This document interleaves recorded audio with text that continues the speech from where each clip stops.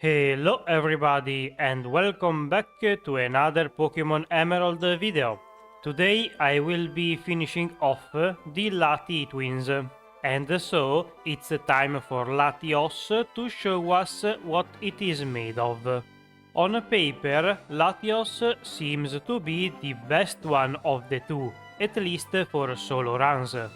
It has more offensive stats, which are always great to have in these kinds of playthroughs. Before I forget again, I should mention the rules.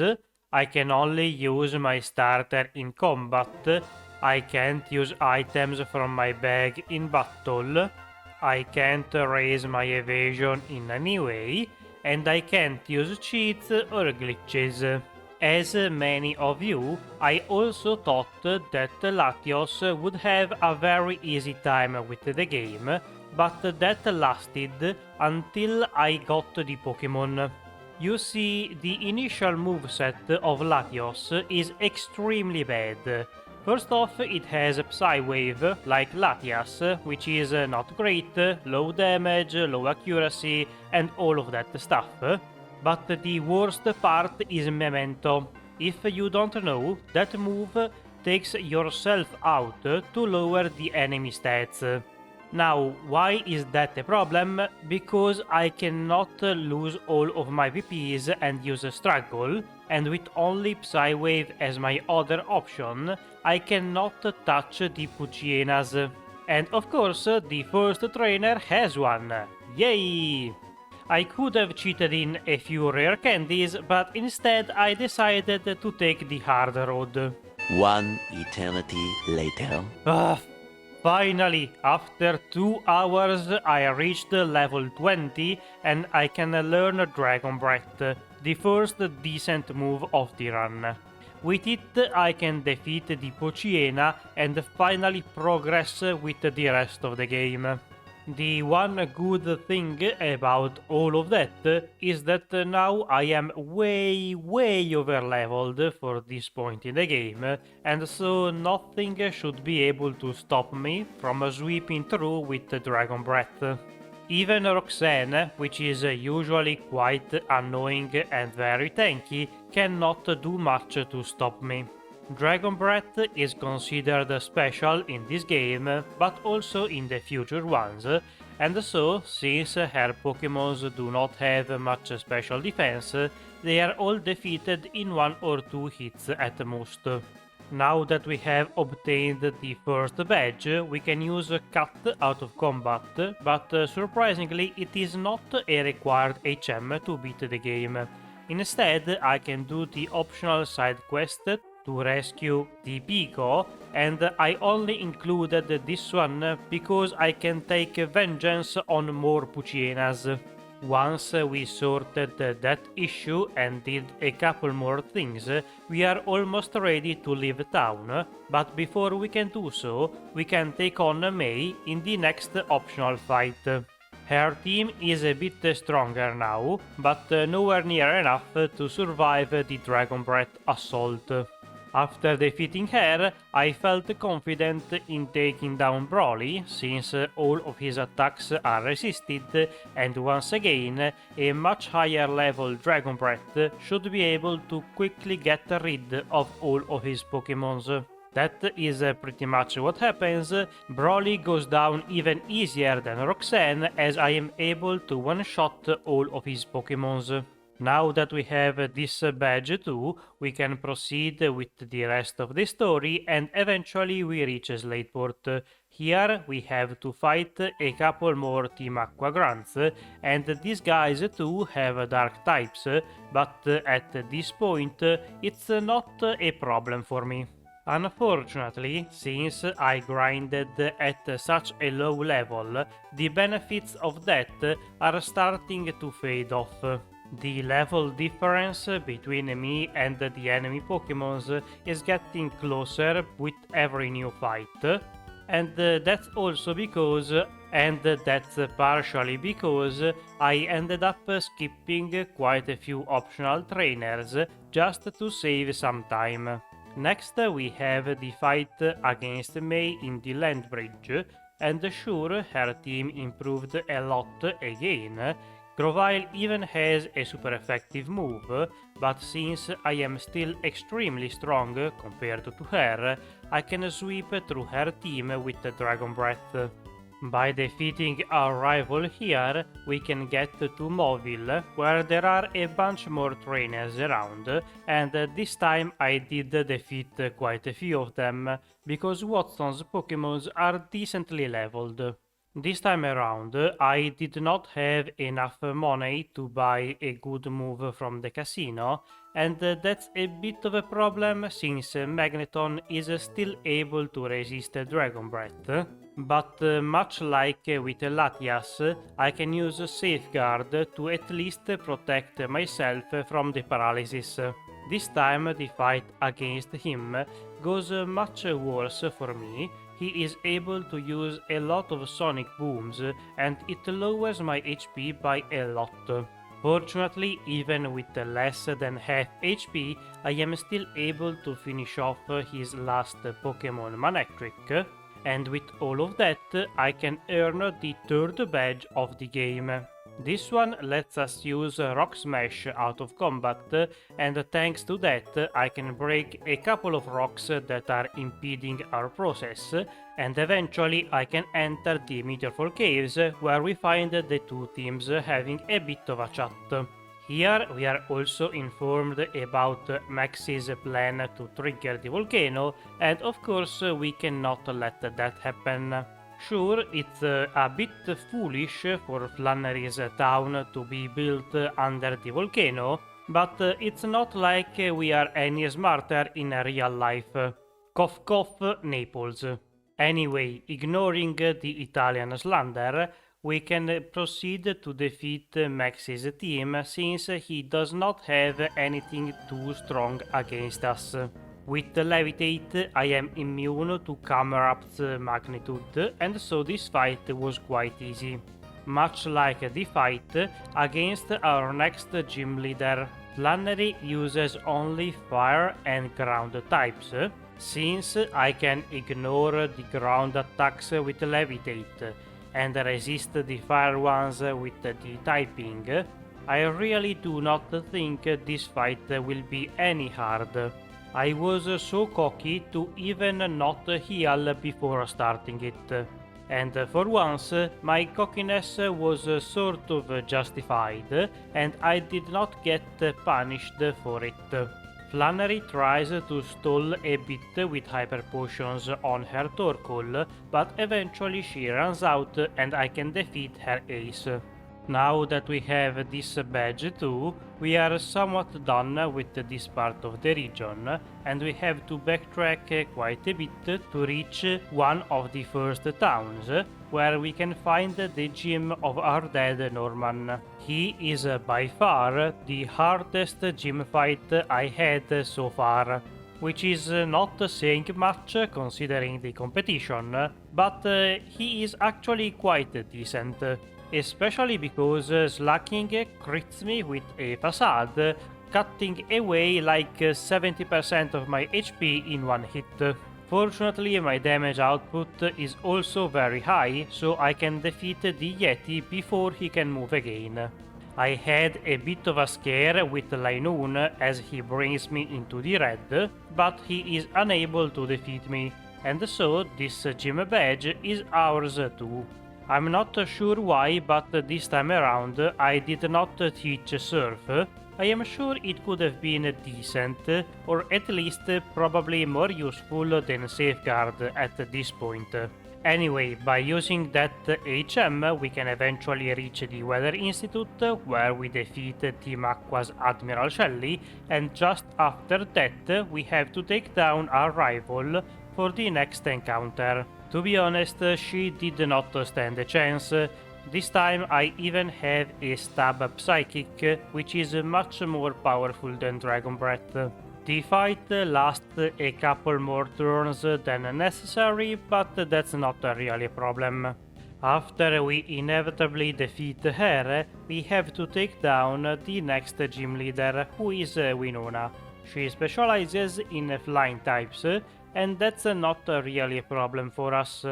Latios can learn both Ice Beam and Thunderbolt, so between those two moves, it's very easy to defeat Winona, since you can be super effective on literally every one of her Pokémons. And given our very high base special attack, one-shotting them should not be a problem. After sweeping through her team and getting the badge, we can resume the story, and in the next town, we can take the optional fight against our rival May. In this one, she is at her strongest, which is not very high unfortunately for her, and once again, this moveset can cover a lot of typing, so I am super effective on pretty much everything she has. As usual, Pelipper has to be annoying and tries to stall me out with Protect, but I have way too many PPs for that to matter. Once we have defeated her, we can go to the Pokémon Cemetery, and once we reach the top, we can defeat some Team Aqua Grunts and get the Magma Emblem. With this key item, we can enter the cave where Groudon is, and we arrive just a bit too late as we see Maxie wake up the legendary. But since he used the wrong color, Groudon decides to flee, and of course we have to fight the Team Magma's leader one more time. Which, to be honest, is even easier than the first one, since I have much more powerful moves. Camerupt is surprisingly able to survive a Psychic, but he does not do much more than that. Now we have to also clear out the Team Aqua base, but here we are only able to find one of their admirals. His team is very weak and basic, so there is not a whole lot I can say about it. Not sure why I used Dragon Breath on Golbat, since every other move is super effective, but okay. After all of that, we have a whole bunch of grinding to do, because our next encounter against Tate and Liza proved to be kinda hard. Their teams are very specially tanky, so my full special moveset is not exactly the best. I have Ice Beam, which is great against half of their Pokémons, but not so powerful against Lunatone and Solrock. I had to be kinda swift at defeating them, because if they set up too many Calm Minds, there is not a whole lot I can do. Especially because this gym leader has a lot of hyper potions that they can use to heal up their Pokémons. Fortunately for me, the ranges just worked out in my favor, and they never ended up using even a single one of their multiple heals. Now that we have defeated those guys, it's time to take down the leadership of Team Magma once again, hopefully for the last time. I may have underestimated this fight a little bit, because I did not teach either Surf or Calm Mind, and just went in raw like I was before. I might have underestimated this fight a little bit, since I did not teach either Surf or Calm Mind. Those moves could have made it go by a lot faster, but whatever. Overall, it is still a quite easy fight, where I do not have to think too much. The only annoying part is that I cannot use Psychic, since there are a few Maitienas, or at least I have to pay attention to what I'm using, and I cannot just mindlessly spam moves. Somewhat surprisingly, they are able to defeat Steven's Metang, and then he sends out his special Aggron, which is not a particularly powerful build, as I have tried it. No matter, eventually we are able to defeat all of their Pokémons, and finally we have taught the Team Magma a lesson, so they should not bother us anymore. By completing this side quest, Steven gives us the Dive HM, and we can use it to get under the sea into the seafloor cave. Here, for once, we arrive before the evil guy, and we can catch Archie as he is about to wake up Kyogre. We end up challenging him to attempt to stop him, and even though his team is not very hard, and I am able to one-shot pretty much everything he has, that does not matter, as even though we won the fight, the red orb in his pocket activates and wakes up this legendary too. Now that both Kyogre and Groudon are awake, the weather in the region is a mess, bouncing between sun and rain very frequently. To fix this mess, we go ask Rayquaza for help, since he seems to be the boss of the trio. Of course, he comes down from the sky and stops the two legendaries from fighting very fast. Now that the world is saved, we can take on the last gym leader, and for Juan I finally teach the Calm Mind, which is going to be very useful throughout the rest of the game. By setting up a couple of times in front of Latvisk, which was a bit risky because water pools can always confuse, I am now able to one-shot all of his remaining Pokémons, since my special attack should be through the roof. I only had to switch to Thunderbolt for Crodant, since that Pokémon is part Dark and so immune to Psychic.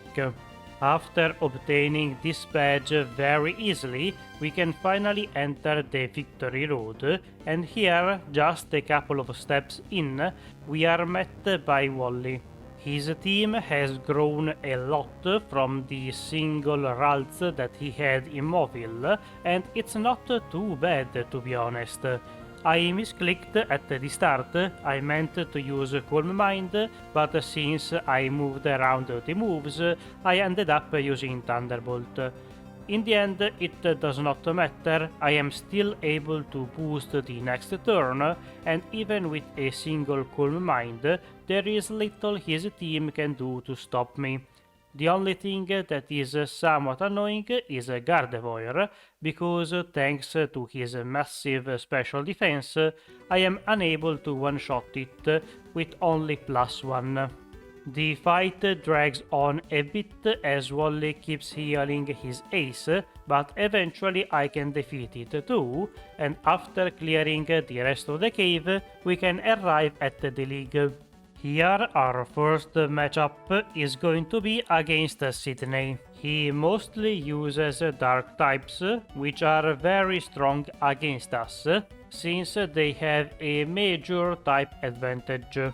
Since I do not have a substitute this time, it's a bit harder to find an opening to use Calm Mind, because I am always in a risk of getting confused, slowed, or other stuff. And so I decided to try to take down his team without any boosts. That worked out very well until I reached Absol. This guy is a bit too tanky, but fortunately I do not trigger potion range, so that's a done deal. Next up is Phoebe, and her team is also kinda scary since Ghost is also super effective on Psychic. Here the major threat is her lead Dusclops with Curse, but after boosting once, Psychic is enough to defeat it. I did use a second Calm Mind throughout the fight and had to eat a Shadow Ball for it. It does a lot of damage, but nowhere near enough to defeat me, and thanks to that extra boost, I can one-shot the remaining Pokémons on her team, and just like that, Phoebe is defeated too. The third member is Glacia, and guess what? She is also super effective. I am starting to notice a trend here. Anyway, the fight against her is also not super hard. I set it up once at the start since she loves to use Hail, and from there, between Thunderbolt and Psychic, I should hopefully be able to defeat their Pokémons. Since Ice is special, I should be able to take 1 or even 2 hits thanks to the special defense boost, but I would prefer to not try it. And fortunately my moves are powerful enough to not force me to see how much damage she does. Last of the Elite Four is Drake, and yep, you guessed it, he is also super effective. Much like with Sidney, it's hard to find an opening to boost since Shelgon knows Rock Tomb, and lowering my speed is very bad in this fight, since he has a couple of very fast Pokémons. Fortunately, Ice Beam is more than powerful enough to deal with the majority of his team. The only thing that ends up being somewhat problematic is the Kindra, since he is neutral, but by setting up once while he heals, the next Psychic I use is enough to defeat the Seahorse. At long last, we are finally against the champion. At long last, we are finally face to face with the champion. Strangely enough, he is the only one not super effective on us, which is fine. I mean, he still has a bunch of ice moves, like the Blizzard from Wailord. Today I decided to play it risky and tried to set up in his face, because Calm Mind also increases my special defense, so unless I got frozen or crit, this should be fine. Neither of those two things happen, so I am able to set up quite a few times and still keep most of my HP. From there, with all of that special attack, I am able to sweep through the champion's team by using either Thunderbolt or Psychic, even though I am sure Psychic alone would have been enough. And just like that, Latios became champion of the Hoenn region. A very rocky start, but from there the rest of the game was quite easy. And so in the end he took almost 1 hour and a half more than Latias. All because of the initial bad moveset. Anyway, thank you for watching. If you liked the video, leave a like, subscribe, ring the bell, and all of that YouTube stuff. If you have any comments, video ideas, feedback, leave it down in the comments. I'll see you next week. Bye!